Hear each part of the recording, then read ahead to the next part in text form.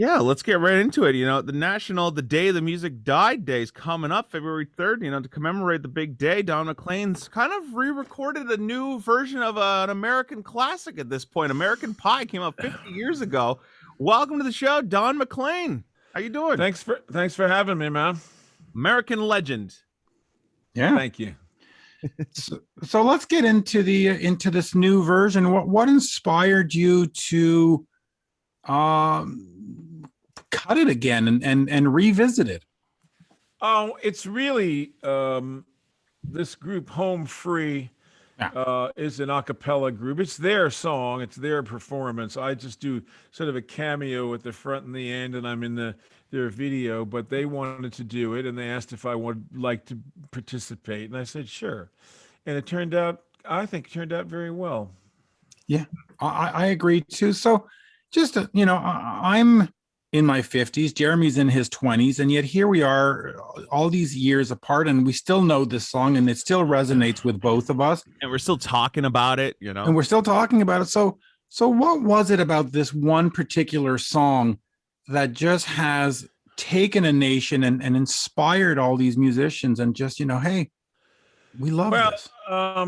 rock and roll, has gone from being something like hula hoops and things like that for kids, and it's become a religion. And American Pie helped actually cause that to happen in a way because of the way that the death of Buddy Holly was treated in the song.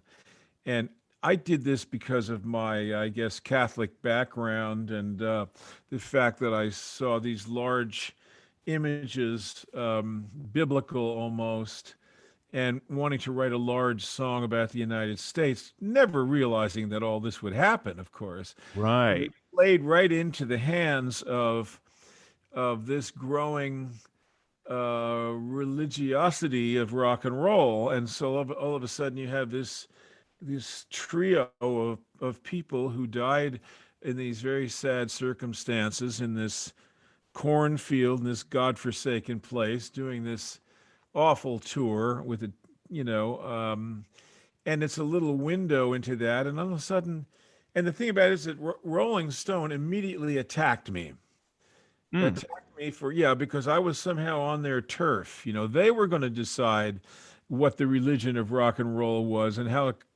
a little smartass like me could come up and write this song. They didn't want that.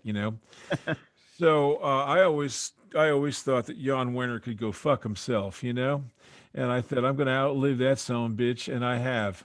But he's not with Rolling Stone anymore, from what I understand. But anyway, Well, they've uh, totally jumped the shark since, originally starting what their original mandate was. Now they're just the complete opposite.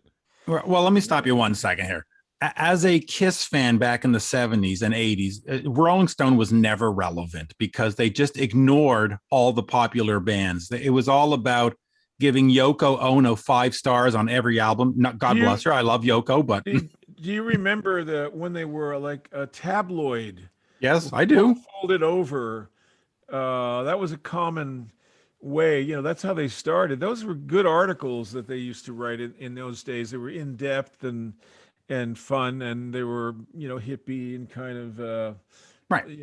good. I like that, and I was obviously hurt when they attacked me, but I realized that it's my big mouth that always gets me in trouble, saying things I shouldn't and doing things maybe I shouldn't do. And so that was encapsulated in that song. They were like the TMZ, but of the day.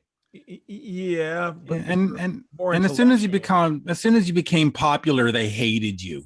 Ah, So they never Well, wanted to deal with Alice Cooper. They never wanted to deal with Kiss. They never, it's just like, they, oh, come on, get over it. but they liked Cat Stevens so much, and I could never figure that out. But I heard his records. In fact, my record producer came to my little house, which I bought one of the great things that happened with American Pie is that I was able to buy my own house.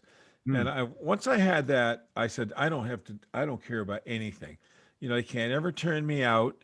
The taxes were real low, like 3,000 a year, and I can live here. And I had lots of room space. I had 4 acres. I could shoot my gun off. I built a barn. I'd ride horses up in the hills, you know.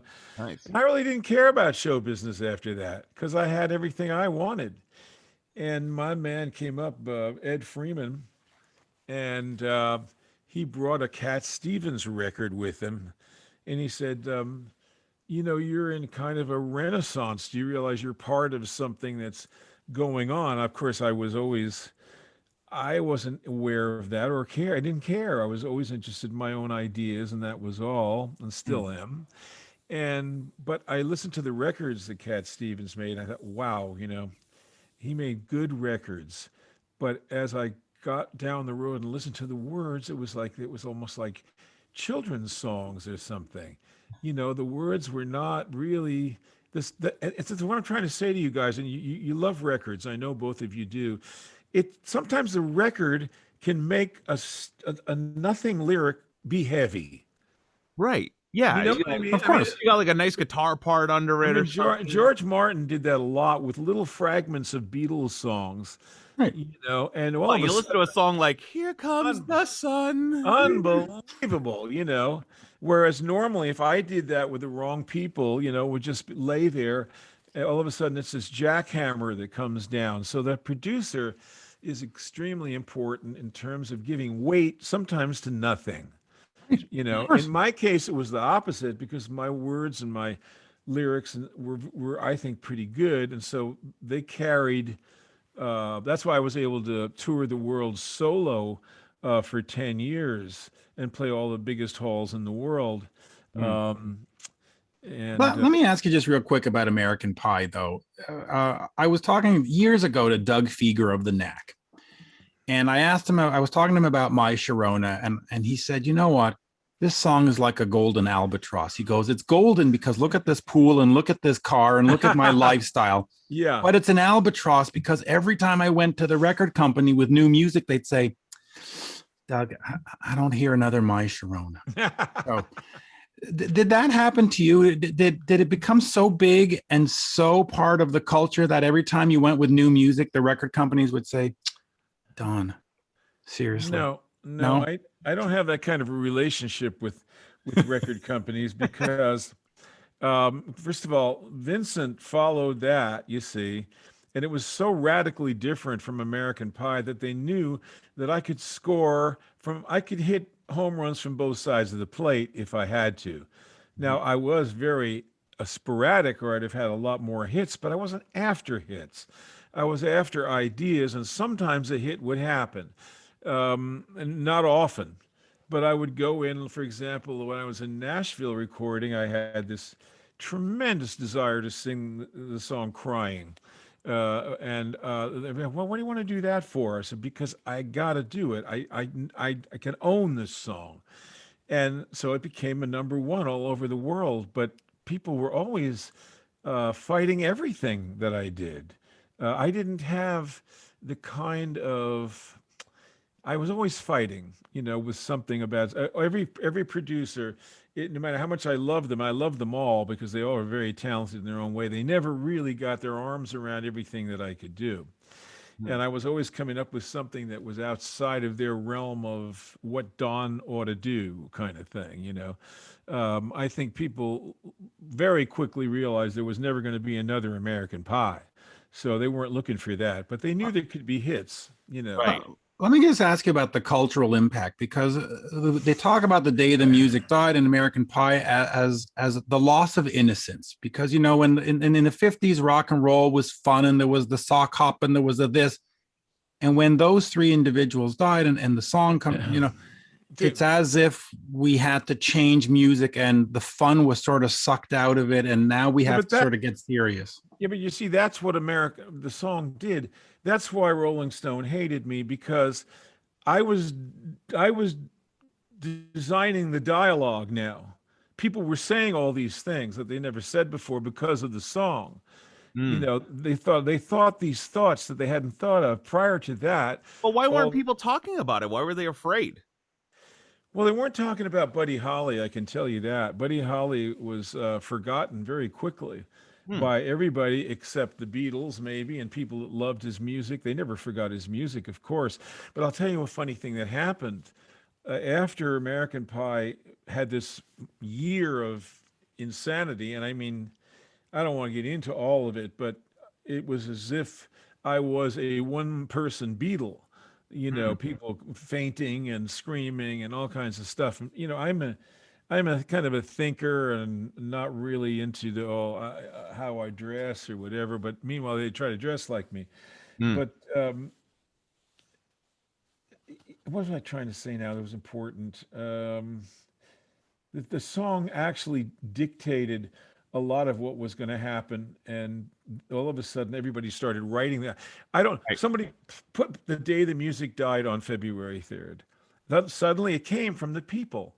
You see, when they did that list of the greatest songs of the 20th century, there was a guy running that who was a hardcore rock and roll guy who knows everything about everything. Mhm. And basically, okay, American Pie was something else. And they went out to all these people, people in the business, regular folks, people that ran record stores, whatever, to see what would come back to them. And the guy said he couldn't believe that American Pie was as popular as it was with everybody out there, writers, musicians, uh, regular folks, and all that. So it was the people's choice.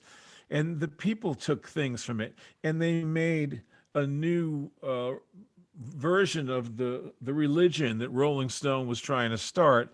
Hmm. They did that from the song. I wasn't thinking that way. I was thinking, you know, this is my biography in a funny way. I'm like a outside looking in at things. I really don't like participating. I don't have a lot of friends. I'm not interested in everything that's going on, and I don't try to fit in. I don't care what people think about me or anything else. I have ideas that I'm interested in. That's Yeah, been my life. You just want to be you, and you want to be the artist and be true to yourself. right. You don't care about social norms or what the cool thing is. You just want to be Well, done. and But that's but we'll be your friends if you want. We'll well, I can tell that. we volunteer. I can feel that. You know what? Because I'm 26 and I work in top 40 pop radio today. Right. And with this big song comes out, recorded and released in 1971. It's interesting to hear about what the music world was like at the time, and with the press, and then the artists and the fans, and Well, there was just barely was Rolling Stone. There was Cream. There were all these other funky magazines. Circus. And I did all sorts of features in all these magazines. yeah. Did a Circus lot of was the press. best, by the way. Circus was fantastic. Yeah, they had some neat pictures and so on. They would do, and there was New Musical Express over there, and there was a couple of other magazines, and they were, you know, doing a great job, but just the energy of this music and the Right. details and so on. Because prior to that, you couldn't find out anything about anybody. Right. All you got was the back of the record. That was it. And now we find out too much. Let me just ask you about this. You mentioned Jan Wenner before, which of course brings us to the Rock and Roll Hall of Fame, which is this political mumbo jumbo. But you got inducted into the Songwriters Hall of Fame in 2004. Yes. I had this conversation with Lou Gramm, and he got inducted into the Hall of Fame with Mick Jones, the songwriters. And he said, that's the most important thing ever, because that means people listen to what I wrote and appreciate what I wrote, whereas the other one is a popularity contest. Right. How important? It's actually getting voted on by your peers as opposed to just like, a popularity contest. I'll take anything I can get. So I just want you to know that any award I will be happy to receive. Any award that I don't receive, I don't hold it against anybody. No, but to be recognized for your songwriting, that has got to have a special place in your heart. I am very satisfied with everything that's happened to me. I've had so many things happen, and that's one of them. A wonderful thing. But I'm in the Grammy Hall of Fame, but I never won a Grammy. I was nominated for a bunch of them, but never won one. I've never had it together in terms of having a machine behind me, like Columbia Records or, Warner Brothers Records. Those were the action labels, that got things done. And when you look back at rock and roll, the in the 50s, which is the only area that I care about really, they were all on tiny little labels, except for Elvis Presley, who was on, RCA, which was like a Swiss bank. Right. So, the Colonel signed him with basically a major label, and nobody in the majors wanted to sign a rock and roll act. You had labels like Phil LA of Soul and crazy little labels like that, with all these cool songs on them. You look at those nutty labels, man. They weren't affiliated with anybody. They went out of business 2 years later. So this was the thing. All of a sudden, the majors started signing acts and making it a big business. And then the audience penetration to sell, the Beatles sold 3 or 4 million. That was a big sale. And then all of a sudden you reach the Bee Gees and Michael Jackson with 28 million, Yeah. the penetration, the size of that audience grew enormously throughout those years. And it was all because of this effort of guys, like you doing radio shows and the people writing about this stuff, and then now this, the Rock and Roll Hall of Fame. But I think, when you start inducting people 3 and 4 times, you're kind of running on fumes. Right. Yeah. I'm looking for my first induction. Go ahead. Well, yeah, Mitch, it'll happen someday, baby. Podcaster Hall of Fame. Just to go back and to the point of, going out of business and stuff, with this whole stuff, you're trying to bring awareness to the National Independent Venue Association, where a lot of indie venues are really getting hit hard through this pandemic and stuff. Talk about all of that. And I mean, the whole fact that, promoters and stuff, I'm just reading in here, and you're pushing the home free fans to donate to NEVA. Make sure they're aware that, just because the Save Our Stages Act is passed, the work is not done.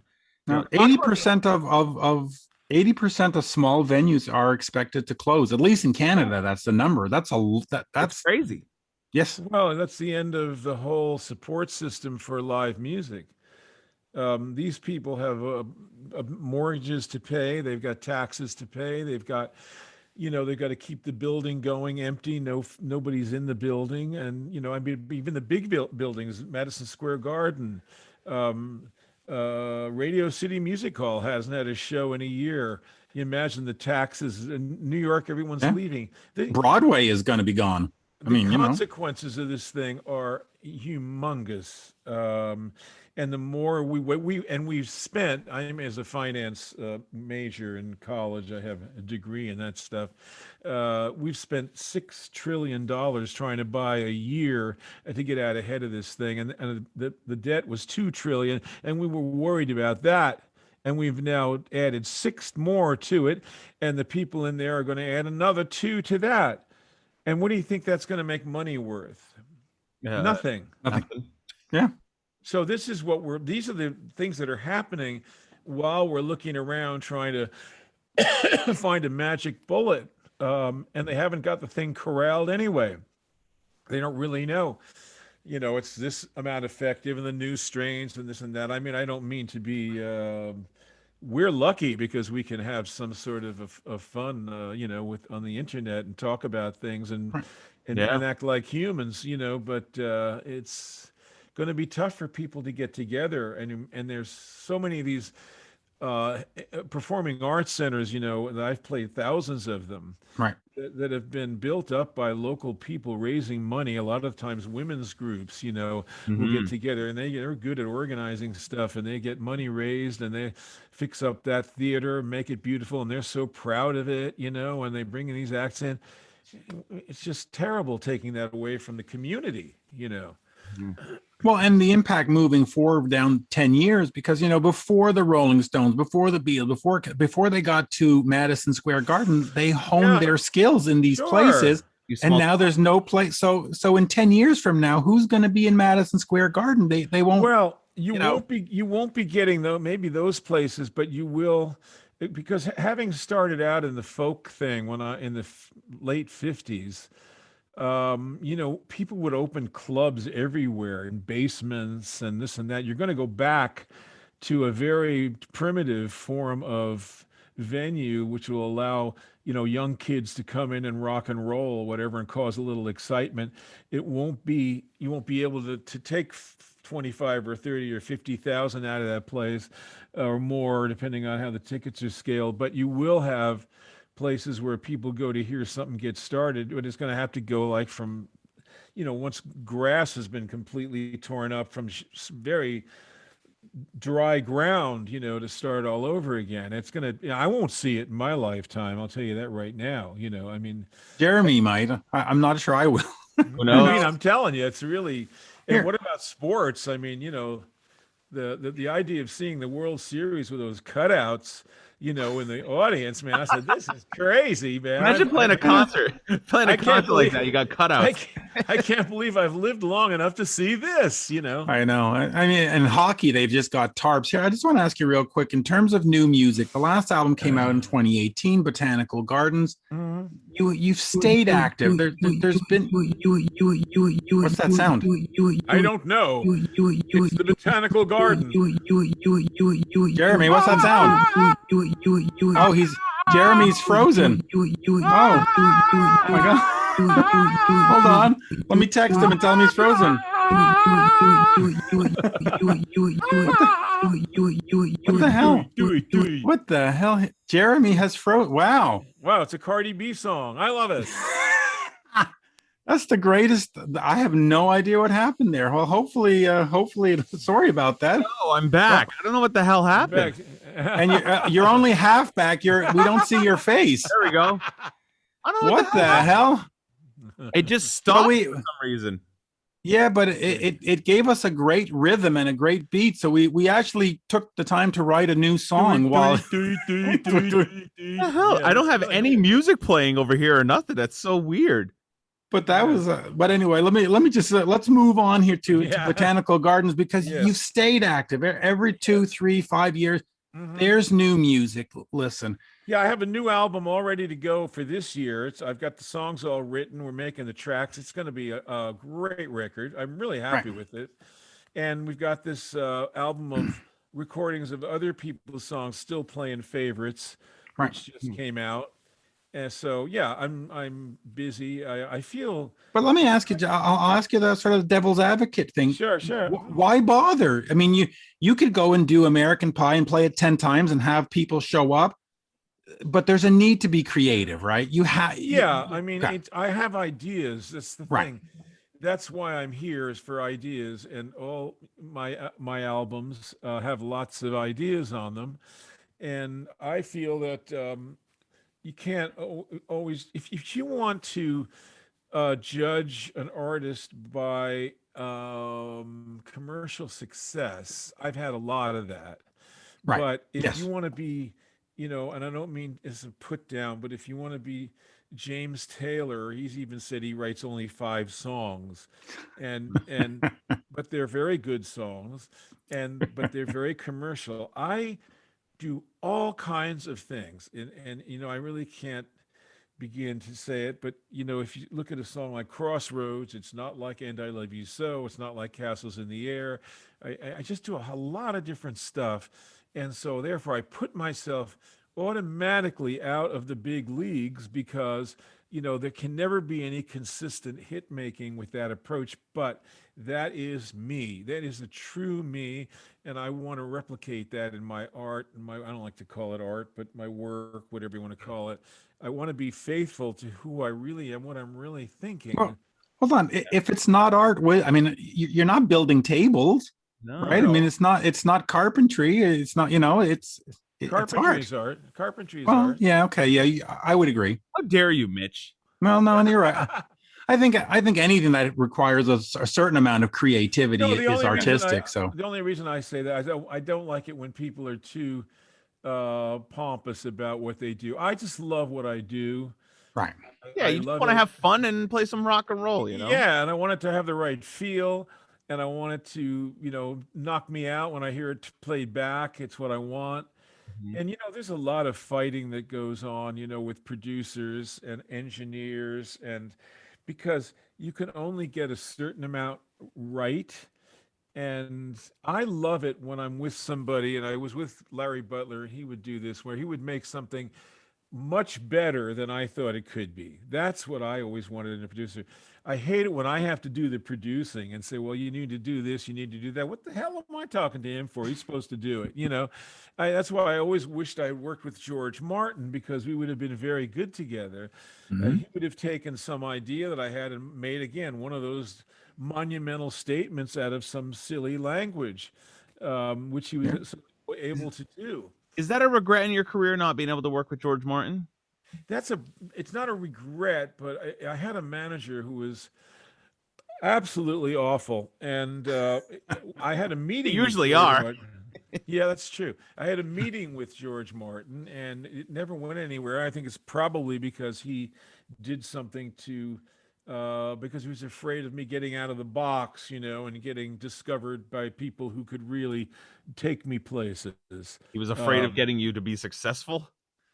Well, yes. Alan Livingston's. I won't mention the guy's name, but you can read it in my Wikipedia. But he said he knew he knew talent, but didn't have a clue about what to do with it. Try to Mm. develop And, it. and Yeah. in spite of all that, I still made it pretty big. Right. So, Yeah. that I did it in spite of a lot of things, and I'm saying it's been a struggle. It has not been easy where you have the right management and the right record label and the right producer, and boom, you're just doing it. It's Yeah. never been like that. It's always been like um, arguments and bullshit. It just seems like it's been a constant battle for you, but you've always Yes, come out on top and won, Well, by the way, I'm sorry, Scottish. You see, I won't stand for like my wife. There you go. But I'll just quickly ask you this, because you talk about not working with George, but you've produced a lot of your own albums. So Yeah. how important is it to have that other set of ears in the studio? Because you look at Todd Rundgren, you look at yourself, you sort of said, no, I'm going to control this. I'm going to be my producer. Yeah. I could be a lot better if I had somebody that knew more stuff than I do. I don't want to know them.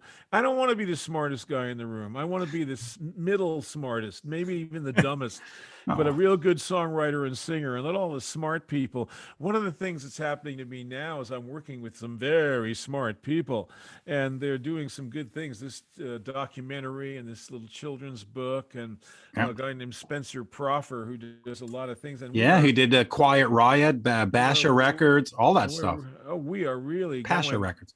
We have so many things that we're moving on now, and we're getting them. We've got the money together for the documentary. We've got it all going, and so I'm working with people who I can say, "Oh, just don't do anything I really hate," and then everybody will be fine, Yeah. Sense. Don, let me just ask you real quick before we wrap up. You were around and you were a part of the golden era of pop music and rock and roll. What do you think of the music scene today? And is there anybody that's on the radio right now maybe that catches your ear? Or Well, my girlfriend is 26 years old, and she listens to a whole lot of stuff, and her favorite band is Ghost. Ghost. There you go. And great.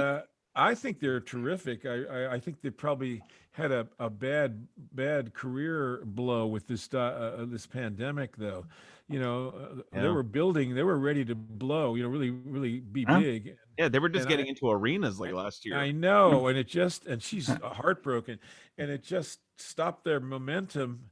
And who knows what's going to happen? I don't know, but that's a sad. They're really a very good group. That guy, the lead guy, Tobias Forrest. Tobias, yeah, he's a brilliant guy, and Papa number 7 at this point or something. Right, new album in 2021, by the way. Yeah. So by them, are they? Yeah. Coming out with something? Oh, I'll tell her that. She'll love that. Yeah. So they just did. You can look at, by the way, not to cut you off, but they just did a version of "Sympathy for the Devil," the Rolling Stones song, on Swedish television, and it's all over YouTube. You type it in, and she didn't like it. She didn't like that. No, she didn't think it was so good. She likes their songs that they do with their band and everything. And Original. because I hear a lot of these other crazy groups like Chain Smokers and Okay, yeah. Oliver Tree or whatever his name is. These guys that do techno stuff and everything. So I'm exposed to a lot of stuff because of her, and I tell her it all sounds the same to me. Pretty much. It's sort of like a rhythm thing with a kind of a hook, and Yeah. maybe it'll break down for a second and they'll go back to the rhythm thing and the hook.